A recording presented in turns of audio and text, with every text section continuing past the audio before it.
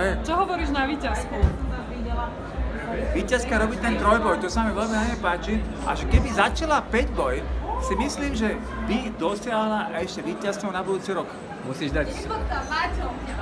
Ne, Maťo, poď.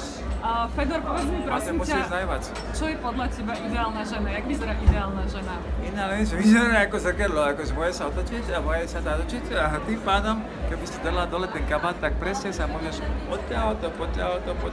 poťahovať a presne máš odpoveď na moju otázku. Či na tvoju, ja mám odpoveď na tvoju otázku, ty máš odpoveď na moju otázku, a ja odpoveď na tvoju otázku, ty máš odpoveď na moju otázku. Okamžite, ale dávaj do šatne naspäť ten kabát, aby si videla lepšie, že ak vyzerá ideálna žena. Ty máš frajerku? Jasné, všade. Koľko? No všade. Ja všade, kde príjem, mám priateľe, koľko ja chcem. Ale na čo by bola frajerka? Však ešte by na seba nákoviec niekto žiaril, tak to nikto nežiali na nikoho. Máme krásny život. Páčia sa ti blondinky, brunetky, zrsky. Zrsky, dneska zrsky vyhrávajú jasné zrsky.